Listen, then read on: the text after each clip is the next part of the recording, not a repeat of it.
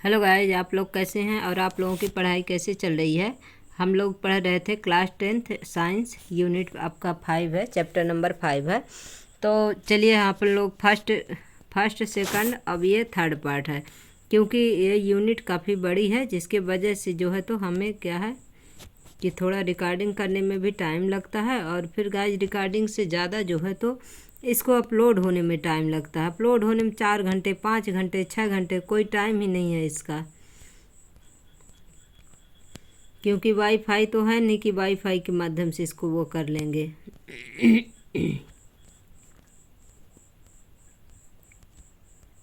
हम लोगों ने यहाँ तक कर लिया था गाइस। 5.4 जो आपका क्रियाकलाप है यहाँ तक कंप्लीट हो गया था।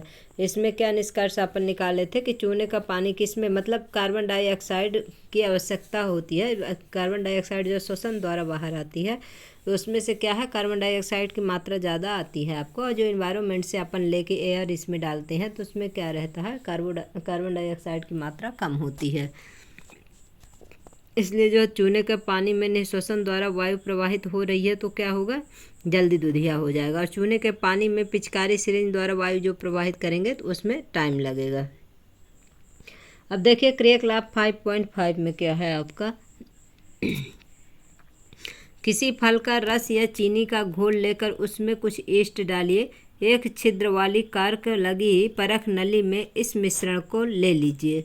मतलब एक परख नली लेना है आपको और उसमें क्या करना है, ईस्ट डालना है। कार्क लगी मतलब कि उसके ऊपर से ढक्कन लगा देना है। कार्क यानी कि एक आप देखें होंगे लकड़ी का, मतलब लकड़ी का ढक्कन, उसमें ऐसे करके पुश कर देते हैं। लाइब्रेरी वगैरह में आप, लाइब्रेरी में नहीं गाइज, वहाँ आपका प्रयोगशाला में जो है तो आपको देखने को मिलेगा, जब प्रैक्टिकल वगैरह करते हैं तब किसी किसी चीज़ में इस तरह से लगा के उसको बंद किया रहता है। फिर क्या बोलता है, कार्क में मुड़ी हुई कांच की नली लगाइए। कांच की नली के स्वतंत्र सिरे को ताज़ा तैयार चूने के पानी वाली परख नली में ले जाइए। फिर क्या पूछता है, चूने के पानी में होने वाले परिवर्तन को तथा इस परिवर्तन में लगने वाले समय को अवलोकन को नोट कीजिए। किण्वन के उत्पाद के बारे में हमें क्या दर्शाता है।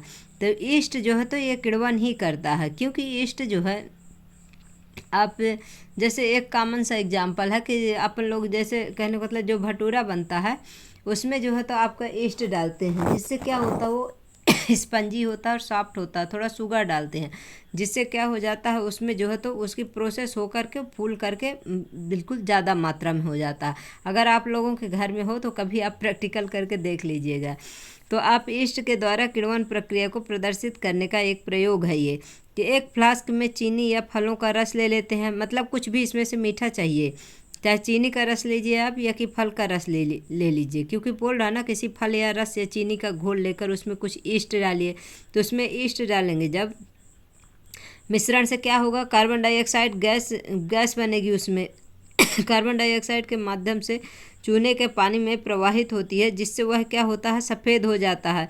तो पहली बात तो यह है कि उसमें कार्बन डाइऑक्साइड गैस बनेगी, जिसमें से जैसे आपको पूछे अगर इस ईस्ट का जब किण्वन होता है तो उसमें कौन सी गैस बनती है गाइस, तो उसमें कार्बन डाइऑक्साइड गैस बनेगी, जिसके माध्यम से कैसे पता चलता है, चूने के पानी में प्रवाहित करते हैं जब, तो उससे क्या होता है, सफ़ेद अवक्षेप प्राप्त होता है, हो जाता है, जो उस कार्बन डाइऑक्साइड की उपस्थिति को दर्शाता है। फिर इसके बाद क्या बोल रहा है कि चूने के पानी में होने वाले परिवर्तन तथा परिवर्तन में लगने वाले समय का अवलोकन कीजिए। तो ये प्रयोग जो है तो कार्बन डाइऑक्साइड के, जो कार्बन डाइऑक्साइड है की आवश्यकता को प्रदर्शित करता है, क्योंकि ये जो है तो इसमें से जो है तो कार्बन डाइऑक्साइड गैस बनेगी और ईस्ट जो है तो फूल करके उसमें वो हो जाएगी। और किण्वन के उत्पाद के बारे में हमें यह क्या दर्शाता है, तो इसमें यह है कि हाँ, इसमें किण्वन की प्रक्रिया होती है, जिसके वजह से ईस्ट आपका क्या हो, फूल के ज़्यादा मात्रा में हो जाता है। आप 2 चम्मच सॉरी गाइस, आप 2 चम्मच ईस्ट को भिगा के रख दीजिए ग्लास में, थोड़ी सी शुगर डाल दीजिए, कुछ भी मीठी चीज़ उसमें डाल दीजिए, जिससे क्या हो जाएगा, वो फूल करके पूरा उसमें जितना पानी डालेंगे आप उतनी ईस्ट हो जाएगी। इसलिए उसमें कौन से प्रोसेस होता है, आपका किण्वन की प्रक्रिया होती है। और इसको ज़्यादा टाइम नहीं लगता गाइस। चूने के पानी में होने वाले परिवर्तन और परिवर्तन में लगने वाले समय का अवलोकन कीजिए। तो ये तो जैसे उसमें कार्बन डाइऑक्साइड चूने के पानी में प्रवाहित मतलब गैस डालेंगे, वैसे ही चूने का क्या हो जाएगा, आपका दुधिया हो जाएगा। पिछले अनुभाग में हम जीवों में पोषण पर चर्चा कर चुके हैं। जिन खाद्य पदार्थों का अंतर्ग्रहण पोषण प्रक्रम के लिए होता है, कोशिकाएं उनका उपयोग विभिन्न जैव प्रक्रम के लिए ऊर्जा प्रदान करने के लिए करती हैं। यानी खाद्य पदार्थों को अपन किस लिए लेते हैं? क्योंकि जिससे हम लोगों को क्या मिले? ऊर्जा मिले। ऊर्जा से क्या होगा? अपनी बॉडी चलेगी। इसी प्रकार से सभी जीव जंतु किसी न किसी के ऊपर डिपेंड हैं। जो मतलब जो पेड़ पौधे हैं, जो अपने जो स्वयं पोषी हैं, कहने का मतलब जो अपना भोजन स्वयं बना सकते हैं, वो किसी के ऊपर डिपेंड नहीं। उन्हें रॉ मटेरियल चाहिए, जैसे पानी चाहिए, सूर्य का प्रकाश चाहिए, क्लोरोफिल होना चाहिए, नाइट्रोजन चाहिए, ये चीज़ें उनको चाहिए। और अपने को क्या चाहिए? अपने को कुछ ना कुछ भोजन चाहिए। जैसे हम लोग एनिमल है, किसके ऊपर डिपेंड है? पेड़ पौधों के ऊपर या कि एनिमल के ऊपर। हम लोगों को भोजन किससे मिलता है? पेड़ पौधों से मिलता है या कि एनिमल से मिलता है। इस प्रकार से हम लोग जो है तो क्या है, हम लोग जो है तो स्वयं पोषी नहीं, हेटेरोट्रॉफी, मतलब हम लोग दूसरे के ऊपर डिपेंड है। कुछ जीव ऑक्सीजन का उपभोग ग्लूकोज को पूर्णतः कार्बन डाइऑक्साइड तथा जल में विखंडित करने के लिए करते हैं। मतलब कुछ जीव कैसे हैं? ऑक्सीजन का उपभोग, यानी कि हम लोगों को भोजन कैसे पचता है? जब ऑक्सीजन हम लोग लेते हैं, उससे क्या होता है? ग्लूकोज जो है तो पूर्णतः किसमें? कार्बन डाइऑक्साइड तथा जल में विखंडित करने के लिए करते हैं। जबकि कुछ अन्य जीव दूसरे पथ का प्रयोग करते हैं जिसमें ऑक्सीजन प्रयुक्त नहीं होती है। इसमें से क्या है आपका? इन सभी अवस्थाओं में पहला चरण ग्लूकोज का 6 कार्बन वाले अणु का 3 कार्बन वाले अणु पाइरूवेट में विखंडित होता है। यानी कि ये क्या होता है? ऑक्सीजन की अनुपस्थिति में बोल रहा है। ग्लूकोज का किस में होता है? 6 कार्बन जो है तो तीन अणु में, 3 कार्बन वाले अणु में परिवर्तित होकर क्या बनाता है? पाइरूवेट में विखंडन होता है, मतलब पाइरूवेट बनाता है आपका। यह प्रक्रम कोशिका द्रव्य में होता है। इसके पश्चात पाइरूवेट किस में बदल जाता है? इथेनॉल तथा कार्बन डाइऑक्साइड में बदल जाता है, परिवर्तित हो जाता है। यह प्रक्रम किण्वन के समय ईस्ट में होता है। इस प्रकार से किस में होता है? किसका उदाहरण है ये? ईस्ट का है, क्योंकि यह प्रक्रम वायु ऑक्सीजन की अनुपस्थिति में होता है। इसे अवायवीय श्वसन भी कहते हैं। मतलब जो ईस्ट जो किण्वन की प्रोसेस होती है, उसमें क्या होता है आपका? अवायवीय श्वसन। उसमें ऑक्सीजन की आवश्यकता नहीं होती है, क्योंकि ये जो 6 कार्बन वाला आपका जो आपका 6 कार्बन वाला अणु है, किसमें टूटता है? 3 कार्बन वाले पाइरूवेट में विखंडित होता है। इसके बाद क्या बनता है आपका? यह प्रक्रम किस में होता है? कोशिका द्रव्य में होता है, साइटोप्लाज्म में होता है। इसके बाद क्या होता है आपका? ये पाइरूवेट और एथेनॉल तथा कार्बन डाइऑक्साइड में परिवर्तित हो जाता है। पाइरूवेट जो ये बनता है 3 अणु वाला, उसके बाद जो पाइरूवेट से किस में बदलता है? इथेनॉल तथा कार्बन डाइऑक्साइड में। यह प्रक्रम क्या है? किण्वन के समय ईस्ट में होता है, क्योंकि यह प्रक्रम वायु ऑक्सीजन की अनुपस्थिति में होता है और इसे क्या बोलते हैं? अवायवीय श्वसन कहते हैं। पाइरूवेट का विखंडन ऑक्सीजन का उपयोग करके माइटोकॉन्ड्रिया में होता है। यह प्रक्रम 3 कार्बन वाले पाइरूवेट के अणु को विखंडित करके 3 कार्बन डाइऑक्साइड के अणु देते हैं। मतलब पहले तो कार्बन जो आपका कार्बन डाइऑक्साइड है किसमें बदलता है? 3 कार्बन बाद जो 6 कार्बन अणु है किसमें बदलते हैं आपके? 3 कार्बन अणु में। 3 कार्बन अणु में से क्या बनाते हैं? पाइरूवेट बनाते हैं। तो उसके बाद पाइरूवेट विखंडन होकर ऑक्सीजन का जब उपयोग करेगा माइटोकॉन्ड्रिया में, तो किसमें बनेगा? यह 3 कार्बन वाले पाइरूवेट के अणु को विखंडित करके 3 कार्बन डाइऑक्साइड के अणु देगा। इसके बाद क्या बना देगा? कार्बन डाइऑक्साइड के अणु बना देगा, CO2। दूसरा उत्पाद क्या बनाएगा? जल बनाएगा, क्योंकि यह प्रक्रम वायु और ऑक्सीजन की उपस्थिति में होता है। यह क्या कहलाएगा? वायवीय श्वसन कहलाता है। मतलब जो वायु के उपस्थिति में होगा वो क्या कहलाएगा? आपको वायवीय श्वसन कहलाएगा। जो वायु के अनुपस्थिति में होगा वो आपका क्या कहलाएगा? अवायवीय श्वसन कहलाएगा। वायवीय श्वसन में ऊर्जा का मोचन अवायवीय श्वसन की अपेक्षा बहुत अधिक होता है। ऊर्जा का मोचन है तो किसमें अधिक होता है आपका? जिसमें श्वसन रहेगा, जिसमें ऑक्सीजन रहेगी। कभी कभी जब हमारी पेशी कोशिकाओं में ऑक्सीजन का अभाव हो जाता है तो पाइरूवेट के विखंडन के लिए दूसरा पथ अपनाया जाता है तथा यहाँ पाइरूवेट एक अन्य 3 कार्बन वाले अणु किसमें? लैक्टिक अम्ल में परिवर्तित हो जाता है। वहाँ किसमें? 3 अणु वाले, देखिए वहाँ कार्बन डाइऑक्साइड में परिवर्तित होता है, लेकिन यहाँ पर पाइरूवेट विखंडन होकर किसमें बदल जाता है? जब ऑक्सीजन का, जहाँ वायवीय है वहाँ पर ये बोल रहा है कि वायवीय में क्या होता है? यहाँ जैसे हम लोग को जो कहने का मतलब ऑक्सीजन की उपस्थिति में न पाचन होता है अपना। तो इसमें क्या होता है, अगर पायरूवेट मतलब कहने का मतलब इसमें जब ऑक्सीजन की अगर कमी हो जाएगी तो पायरूवेट क्या करेगा, 3 अणु जो कार्बन डाइऑक्साइड में परिवर्तित होता है कार्बन डाइऑक्साइड में ना परिवर्तित होकर जो वायवीय श्वसन है इसमें किसमें हो जाएगा, अणु लैक्टिक अम्ल में परिवर्तित हो जाएगा। लैक्टिक अम्ल में परिवर्तित होने के कारण क्या होता है, हमारे मांसपेशियों में, पैरों में क्या होता है, बहुत ज़्यादा दर्द भी होने लगता है। अचानक किसी क्रिया में होने से हमारी पेशियों में लैक्टिक अम्ल का निर्माण होना क्या कहलाता है, क्रैम्प का कारण होता है। क्रैम्प चक्र, ये क्रैम्प चक्र विस्तार से पढ़ने के लिए तो आगे आपको पढ़ना होगा, इसमें ज़्यादा डिटेल से नहीं दिया है, बस इसी तरह से इसको समझाया गया है। तो आपको इतना ही समझना, क्योंकि अभी अपने को पीएचडी करने नहीं जाना, अपने को जो अपन सिलेबस में है बस उतना ही पढ़ना है। यानी कि जब हमारी पेशियों में लैक्टिक अम्ल का निर्माण होना क्या कहलाएगा, आपका क्रैम्प का कारण हो सकता है। अब देखिए इसमें इसे ध्यान से गाइस, इसको जो है तो नोटबुक में नोट्स बना के ज़रूर लिख लीजिएगा, क्योंकि इसमें से एक क्वेश्चन आपका कहीं नहीं गया है। जैसे आपका ग्लूकोज है, कोई भी क्वेश्चन पूछ लेगा कि ईस्ट में जैसे ऑक्सीजन के अनुपस्थिति में किस में जो है तो आपका प्रोसेस होता है, क्रिया होती है, मतलब अभिक्रिया हो रही है। फिर ऑक्सीजन के अभाव में किस में हो रही है, ऑक्सीजन के अभाव की वजह से क्या होता है, फिर ऑक्सीजन को उपस्थिति में क्या होता है। तो देखिए ग्लूकोज के 6 कार्बन अणु कोशिका द्रव्य में, अपन थ्योरी में पढ़े हैं ना अभी ऊपर कि 6 कार्बन के अणु जो हैं तो कोशिका द्रव्य से में क्या होता है, इसका क्रिया होती है। उसके बाद 3 अणु वाले कार्बन डाइऑक्साइड को पायरूवेट वायु में अणु प्लस ऊर्जा बनाते हैं। पायरूवेट बनाता है, वायु बोले तो 3 कार्बन वाला, वायु बोले तो ऑक्सीजन में अणु प्लस क्या है, ऊर्जा है। तो अब ऑक्सीजन के अनुपस्थिति में अपन अभी पढ़े ना कि ईस्ट में क्रिया होती है, जिसमें किण्वन की प्रक्रिया होती है। आप किसी के घर में भी अगर आपके पास ईस्ट है, आप 1 चम्मच ईस्ट डालिए और 1 चम्मच उसमें शुगर डालिए, आधी गिलास पानी डालिए, फिर उसको 15-20 मिनट के लिए रख दीजिए, फिर उसको चेक करिए आप, तो उसको देखेंगे कि उसमें ऑक्सीजन की आवश्यकता नहीं है, फिर भी वो क्या है, फूल करके उसमें आधी गिलास हो जाएगा। इस प्रकार से क्या है, इसमें ऑक्सीजन के अनुपस्थिति में ईस्ट में क्या बनता है, इथेनॉल बनता है, प्लस आपका कार्बन डाइऑक्साइड बनता है, प्लस ऊर्जा, और कार्बन के कितने अणु, 2 अणु बनते हैं, किसमें, ईस्ट में। अब देखिए इसी में से क्या होता है, यहाँ पर ग्लूकोज के 6 ही अणु रहेंगे, लेकिन यहाँ पर डिफरेंट है। एक तो ऑक्सीजन के अनुपस्थिति में हो रही है क्रिया, दूसरी ऑक्सीजन के अभाव में हो रही है, तीसरी ऑक्सीजन की उपस्थिति में हो रही है। ऑक्सीजन के अभाव में किस में होती है, हम लोगों की मांसपेशियों में होती है, हमारी पेशी कोशिका में होती है। तो इसमें से क्या बनता है, अभी अपन पढ़े ना, लैक्टिक अम्ल बनता है, प्लस ऊर्जा बनता है, 3 कार्बन के क्या बनते हैं, अणु बनते हैं। किसमें बनता है, ऑक्सीजन के अभाव में। जब ऑक्सीजन की कमी होती है अपने बॉडी में तो किसका निर्माण होता है, लैक्टिक अम्ल का होता है, प्लस ऊर्जा भी बनेगा और क्या बनेगा, 3 कार्बन अणु बनेगा।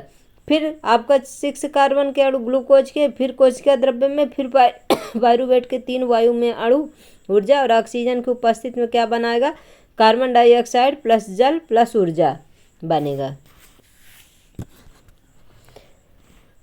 भिन्न पथों द्वारा ग्लूकोज का विखंडन, इस प्रकार से ग्लूकोज का किस प्रकार से तीन प्रकार से विखंडन होता है। एक तो ऑक्सीजन के अनुपस्थिति में होता है, एक ऑक्सीजन का अभाव में, मतलब जितनी आवश्यकता उतना ऑक्सीजन नहीं मिल पा रही है, तब भी उसकी जो है तो क्रिया करके, कहने का मतलब ग्लूकोज का पाचन करके, ग्लूकोज से क्रिया करके क्या, ऊर्जा बॉडी को तो चाहिए ना, बॉडी को चलाने के लिए, इसीलिए जो है तो इसको जब ऑक्सीजन का अभाव होगा तो लैक्टिक अम्ल भी बनेगा, साथ में ऊर्जा भी बनेगा, और कार्बन के कितने अणु बनेंगे, 3 अणु बनेंगे। और आपके ईस्ट में कितने कार्बन के अणु बनेंगे, 2 अणु बनेंगे। फिर ऑक्सीजन की उपस्थिति में जो है तो कार्बन डाइऑक्साइड, जल और ऊर्जा बनेगा। ये प्रोसेस किस में होती है, माइटोकॉन्ड्रिया में होती है। अच्छा ये भी ध्यान रखना आपको कि ऑक्सीजन की अनुपस्थिति में किस में क्रिया होती है, तो ईस्ट में होती है आपका। ऑक्सीजन के अभाव में किस में होती है, तो हमारी मांसपेशी कोशिका में होती है। ऑक्सीजन की उपस्थिति में किस में होती है, तो जो माइटोकॉन्ड्रिया होता है उसमें होती है ऑक्सीजन की उपस्थिति में। कोशिकीय श्वसन द्वारा मोचित ऊर्जा या तत्काल ही एटीपी नामक अणु के संश्लेषण में प्रयुक्त हो जाती है, जो कोशिका की अन्य क्रियाओं के लिए ईंधन की तरह प्रयुक्त होता है। और आपको माइटोकॉन्ड्रिया को क्या बोलते हैं, एनर्जी का पावर हाउस भी बोलते हैं, ऊर्जा का, माइटोकॉन्ड्रिया को। एटीपी के विखंडन से एक निश्चित मात्रा में ऊर्जा मोचित होती है, जो कोशिका के अंदर होने वाले अंतरोष्म या एंडोथर्मिक क्रियाओं का परिचालन करती हैं। फिर देखिए एटीपी में क्या बनता है, यह भी जानिए आप लोग भी। अधिकांश कोशिकीय प्रक्रमों के लिए एटीपी की ऊर्जा मुद्रा है। श्वसन प्रक्रम में मोचित ऊर्जा का उपयोग एडीपी तथा अकार्बनिक फास्फेट से एटीपी अणु बनाने में किया जाता है। मतलब एटीपी किससे बनता है, एडीपी से प्लस किससे, फास्फेट से बनता है। एडीपी प्लस फास्फेट है, इससे क्या होगा, आपका ऊर्जा लगेगी। मतलब इसको एडीपी बनने के लिए क्या चाहिए, ऊर्जा चाहिए। ऊर्जा चाहिए तो किस में चेंज हो जाएगा, एडीपी और किस में, फास्फेट में। फिर इसके बाद क्या बनेगा, एटीपी और फास्फेट बन जाएगा। इस प्रकार से ये जो है तो क्या है, चेंज हो जाएगा किसमें, आपका एटीपी में। मतलब एडीपी प्लस फास्फेट मिलकर क्या बनाएंगे, एडीपी फास्फेट से आपका एटीपी, मतलब आपका एटीपी बनाएंगे, ऊर्जा बनाएंगे। फिर एंडोथर्मिक प्रक्रम कोशिका के अंदर तब इसी एटीपी का उपयोग क्रियाओं के परिचालन में करते हैं। जल का उपयोग करने के बाद एटीपी में जब अंतस्थ फॉस्फेट संलग्नता खंडित होती है तो 30.5 किलोजूल मोल के तुल्य ऊर्जा मोचित होती है। सोचिए कैसे एक बैटरी विभिन्न प्रकार के उपयोग के लिए ऊर्जा प्रदान करती है। यह यांत्रिक ऊर्जा, प्रकाश ऊर्जा, विद्युत ऊर्जा और इसी प्रकार अन्य के लिए उपयोग में लाई जाती है। मतलब इसको, मतलब बैटरी विभिन्न प्रकार से उपयोग की जाती है, क्योंकि इसको ऊर्जा जब इकट्ठा कर लेंगे तो जब बैटरी, आपको जो घर में देखे होंगे जो टॉर्च वगैरह होगी आपके पास, इन्वर्टर होगा, टॉर्च होगा, मतलब उसमें क्या करते हैं, उसमें जो है तो एनर्जी को संचित करते हैं आपको बैटरी के रूप में। यांत्रिक ऊर्जा को किसमें बदल सकते हैं, प्रकाश ऊर्जा में, किसमें बदल सकते हैं, और विद्युत ऊर्जा में। इसी प्रकार के लिए उपयोग में लाई जाती है। इसी तरह कोशिका में एटीपी का उपयोग जो है पेशियों के सिकुड़ने, प्रोटीन संश्लेषण, तंत्रिका आवेग का संचरण आदि अनेक क्रियाओं के लिए किया जाता है। मतलब एटीपी का अगर उपयोग पूछ ले तो देखिए ये भी नोट करने के लिए है आपको। एटीपी किस काम में आती है, पेशियों को सिकोड़ने फैलाने के काम में आएगी, आपका प्रोटीन के संश्लेषण में काम में आएगी, तंत्रिका आवेग का संचरण। कहने का मतलब ये है कि जैसे हमारी तंत्र कैसे काम करती है, जैसे हमें एक मच्छर काटा तो कैसे पता चलता है, तंत्रिका आवेग का। तंत्रिका में पूरे बॉडी को जो है तुरंत सूचना देती है, ले जाकर मस्तिष्क को, जो आपकी जो नर्व रहती है ये तुरंत सूचना देती है मस्तिष्क को, और मस्तिष्क जो है तो फिर अपने को, हम लोगों को बताता है कि हाँ यहाँ पर जो है तो आपको मस्कीटो काट रहा है। इस प्रकार से जो है तो तंत्रिका आवेग का संचरण आदि अनेक क्रियाओं के लिए किया जाता है। किसका, आपका एटीपी ऊर्जा का उपयोग किया जाता है। क्योंकि वायवीय श्वसन पथ ऑक्सीजन पर निर्भर करता है, अतः वायवीय जीवों को यह सुनिश्चित करने की आवश्यकता है कि पर्याप्त मात्रा में ऑक्सीजन ग्रहण की जा रही है। हम देख चुके हैं कि पौधे गैसों का आदान प्रदान किससे करते हैं, रंध्र द्वारा, यानी स्टोमेटा के द्वारा करते हैं। और अंतरकोशिकीय अवकाश यह सुनिश्चित करते हैं कि सभी कोशिकाएं वायु के संपर्क में हैं। यहाँ कार्बन डाइऑक्साइड तथा ऑक्सीजन का आदान प्रदान विसरण द्वारा होता है। ये कोशिकाओं में या उससे दूर बाहर वायु में जा सकती हैं। विसरण की दिशा पर्यावरणीय अवस्थाओं तथा पौधों की आवश्यकता पर निर्भर करती है। रात्रि में जब कोई प्रकाश संश्लेषण की क्रिया नहीं हो रही, कार्बन डाइऑक्साइड का निष्कासन ही मुख्य आदान प्रदान क्रिया है। यानी कि प्रकाश संश्लेषण की क्रिया भी कब होती है, दिन में होती है। कब होती है, दिन में। क्यों दिन में होती है, क्योंकि जब सूर्य का प्रकाश उपस्थित होगा, यानी कि जब सूर्य का प्रकाश मिलेगा पौधों को, तभी उसमें जो है तो आपका जो है तो प्रकाश संश्लेषण की क्रिया होगी। नहीं तो नाइट में अगर सोचे तो नाइट में प्रकाश संश्लेषण की क्रिया नहीं होती है, क्योंकि कार्बन डाइऑक्साइड का निष्कासन ही मुख्य क्या है, आदान प्रदान की क्रिया है। दिन में श्वसन के दौरान निकली कार्बन डाइऑक्साइड प्रकाश संश्लेषण में प्रयुक्त हो जाती है, अतः कोई कार्बन डाइऑक्साइड नहीं निकलती है। इस समय ऑक्सीजन का निकलना मुख्य घटना है। जंतुओं में पर्यावरण से ऑक्सीजन लेने और उत्पादित कार्बन डाइऑक्साइड से छुटकारा पाने के लिए भिन्न प्रकार के अंगों का विकास हुआ है। स्थलीय जंतु वायुमंडलीय ऑक्सीजन लेते हैं, जो स्थल में, जैसे हम लोग धरती में रहते हैं और जीव जंतु हैं, गाय है, आपका बकरी है, बाकी है अन्य सभी जीव, परंतु जो जंतु जल में रहते हैं उन्हें जल में विलेय ऑक्सीजन ही उपयोग करने की आवश्यकता होती है।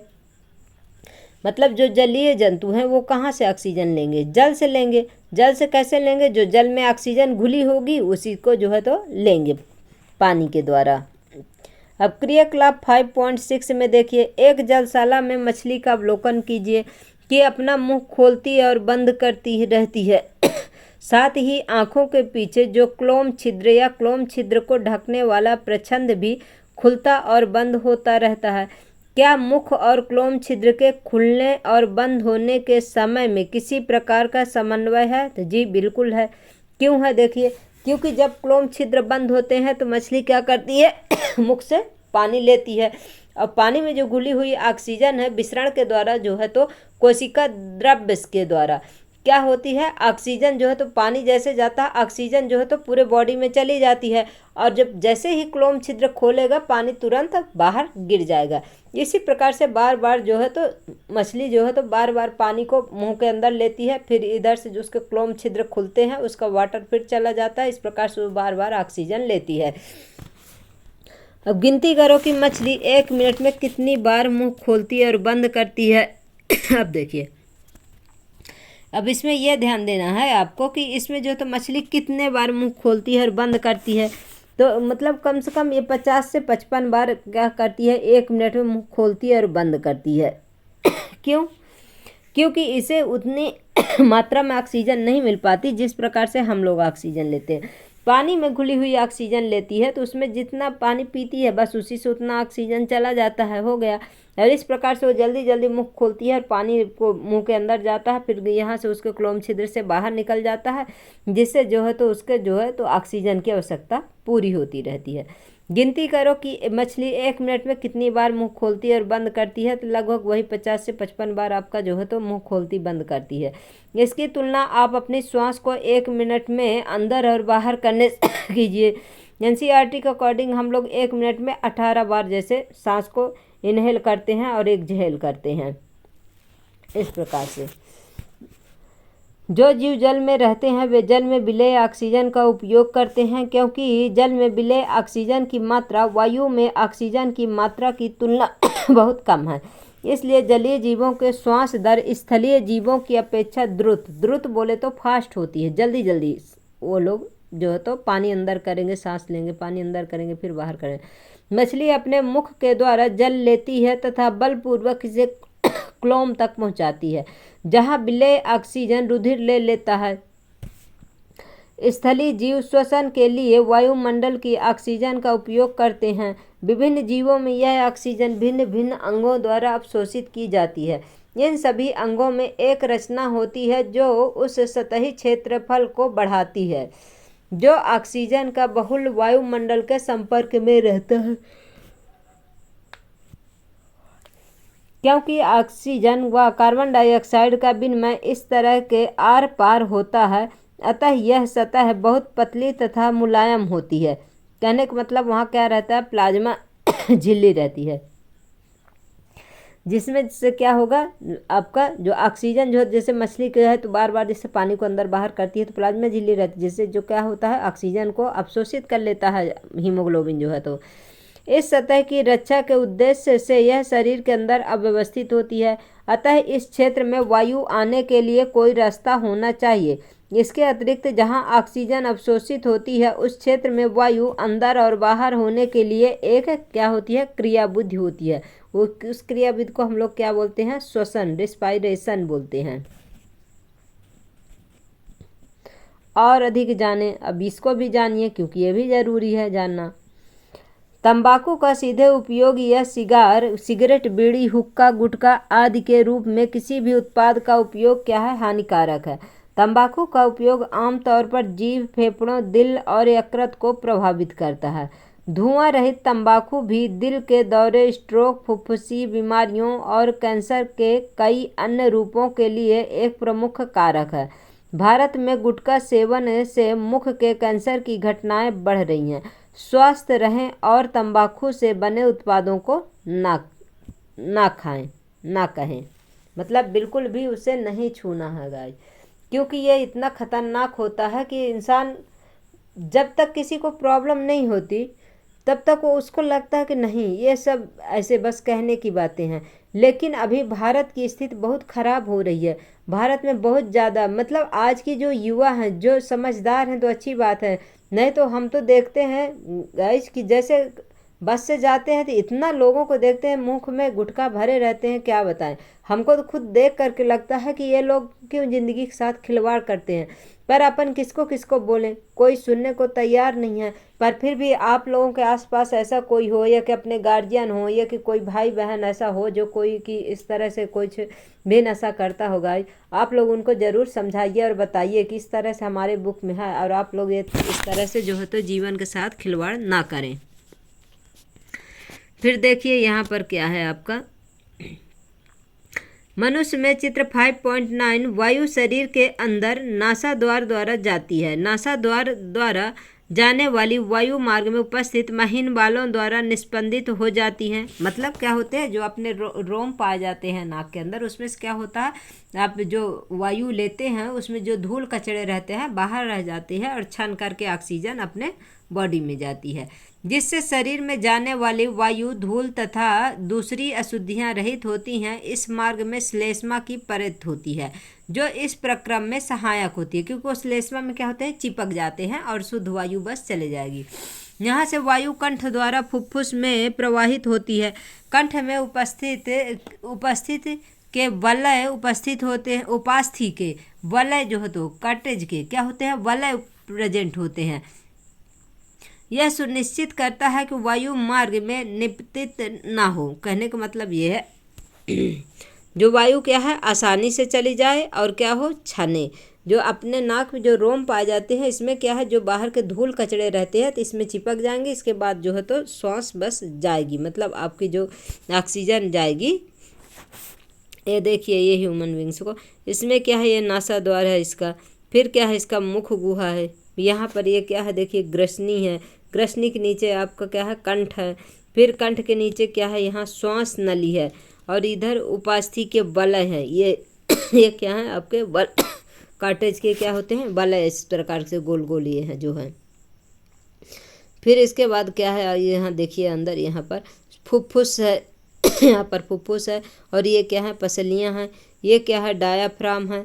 ये जो अपना ये क्या है, ऐसा ऑक्सीजन लेते हैं तो क्या होता है, अपना डायाफ्राम जो है तो अंदर की ओर जाता है और ये भाग जो तो ऊपर की ओर उठ जाता है। श्वसनी है ये, और ये क्या है, श्वसनिका है, मतलब ब्रोंकाई है, ब्रांचेस है और इसमें ब्रोंकाई है। फिर इसमें क्या है, छोटी छोटी कूपिकाएँ हैं।